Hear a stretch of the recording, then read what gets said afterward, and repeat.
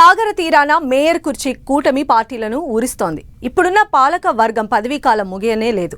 GVMC ఎన్నికలు ఎప్పుడు జరుగుతాయో క్లారిటీ లేదు. కానీ సముద్ర అలలకు మించి మేయర్ పీఠం కోసం ఎత్తుకు పై ఎత్తు పాలిటిక్స్ తెరలేపుతున్నాయి పార్టీలు.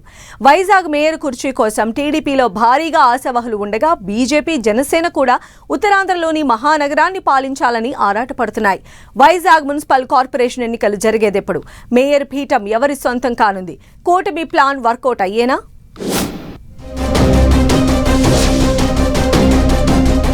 ఇప్పటి నుంచే విశాఖ మేయర్ పీఠంపై కూటమి పార్టీల గురి. మార్చిలో ముగియనున్న ప్రస్తుత పాలకవర్గం పదవీ కాలం.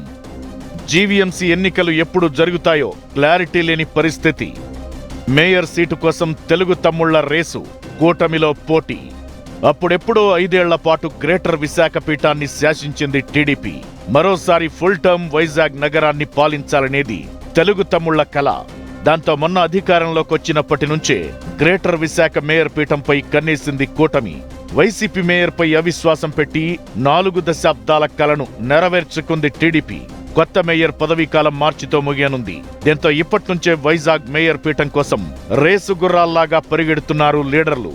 అయితే విశాఖ మున్సిపల్ ఎన్నికలు ఎప్పుడు నిర్వహిస్తారో ఇప్పటికైతే పూర్తి క్లారిటీ లేదు. భీమిలి, గాజువాక, అనకాపల్లి మున్సిపాలిటీల విలీనంతో 98 వార్డులతో రాష్ట్రంలోనే అతిపెద్ద కార్పొరేషన్ గా ఉన్న జీవీఎంసీలో భీమిలి, అనకాపల్లిలోని గ్రామీణ మండలాలను కూడా కలుపుతారని ఎప్పటినుంచో టాక్ వినిపిస్తోంది. అవన్నీ జీవీఎంసీలో కలిస్తే మరో 25 వార్డులు పెరిగే అవకాశముంది. జీవీఎంసీని 150 వార్డులకు పెంచాలన్నది కూటమి ప్రభుత్వ ఆలోచనగా చెబుతున్నారు. జీవీఎంసీలో కొత్త ప్రాంతాలను కలుపుకుని ఎన్నికలు పెట్టాలంటే మరో 6 నెలల సమయం పడుతుంది. రాష్ట్ర ప్రభుత్వం కూడా ఆగస్టు తరువాతే స్థానిక ఎన్నికలకు వెళ్లే యోచనలో ఉన్నట్లు ప్రచారం జరుగుతోంది. దాంతో అప్పటికి విలీన ప్రాంతాలపై క్లారిటీ రావడంతో పాటు ఓటర్ల జాబితా కూడా సిద్ధమవుతుందని, వార్డులను పెంచి ఎన్నికలు నిర్వహించొచ్చని చెబుతున్నారు. ఈ క్రమంలో జీవీఎంసీ మేయర్ పీఠం కోసం కూటమిలో అప్పుడే చర్చ మొదలైంది. విశాఖ తొలి మేయర్ పీఠం బీజేపీ దక్కించుకుంది. 1987లో టీడీపీ గెలిచింది. 1995, 2005, 2007లో వరుసగా 3 సార్లు కాంగ్రెస్ మేయర్ చైర్ను శాసించింది. 2021లో జరిగిన ఎన్నికల్లో వైసీపీ మేయర్ పీఠాన్ని దక్కించుకుంది. 4 ఏళ్ల పాటు మేయర్గా వైసీపీకి చెందిన హరివెంకట కుమారి కొనసాగారు.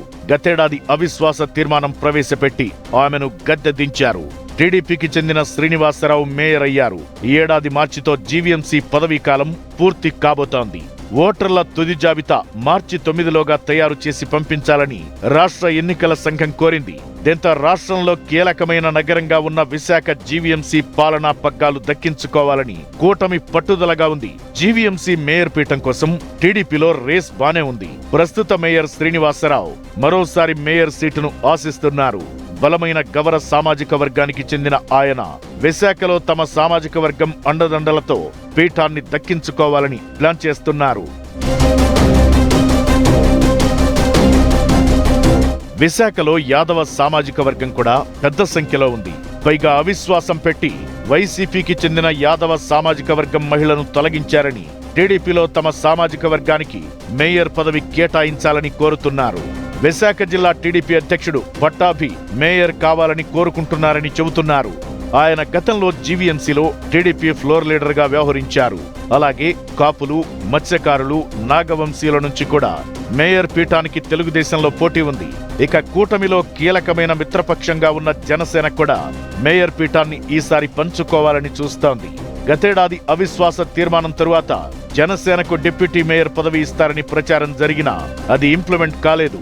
దాంతో ఈసారి మేయర్ పీఠానికే జనసేనలోని కీలక నేతలు గురిపెడుతున్నారు.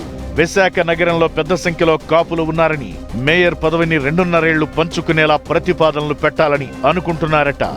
బీజేపీకి విశాఖ నగరంలో బలముంది. ఆ పార్టీ కూడా డిప్యూటీ మేయర్ పదవులతో పాటు వీలైతే 1 ఏడాది మేయర్ సీటు కోరే ఆలోచనలో ఉన్నారట.